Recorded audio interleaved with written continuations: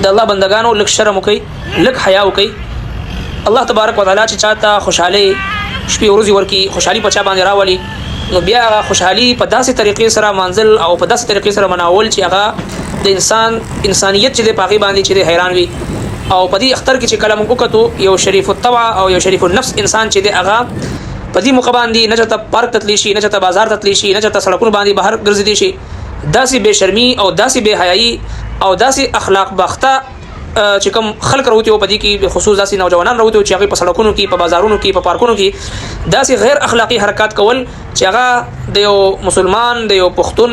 شان سره بالکل مناسب نه دي. سرور کائنات صلی الله علیه وسلم مبارک فرمایي اذا فاتك الحياء فافعل ما شئت چې کله پتا کې حیا پاتې نشي او پتا کې حیا پاتې نشي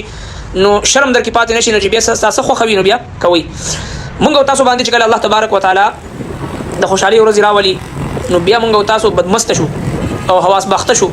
او بیا په دې نه پوهیږو چې دا خوشحالي په کوم طریقې سره منو کو څنګه عیاشي کو څنګه چې خرمستيان یو کو او چې کله الله تبارک وتعالى موږ باندې لک تکلیف راولي لک مصیبت راولي لک غم راولي او ازمایش راشي نو بیا فریادونه کو چې را زما لوی ګناه ده چې پښتون یم او مرګ سره ګلونه وړي او فلان او فلان او فلان او دا فریادونه کو چې کله الله تبارک وتعالى په موږ باندې لک امن او امان راولي او لک عافیت روز شپې موږ باندې راشي او خیریت وي هر طرف ته او امن امان وي صدماکی نه وي او سړي د شتګردي نه وي او سړي مسائل نه وي نو بیا زموږ استادو کیفیت جدای بیا زموږ هغه د مستی او بیا زموږ استادو عیاشي او زموږ استادو په دي بعض نوجوانانو په سړکونو کې په بازارونو کې په پارکونو کې داسي بد اخلاقی چې هغه یو انسان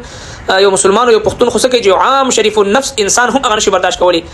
او دغه بد اخلاقو خلکو د وجنه هغه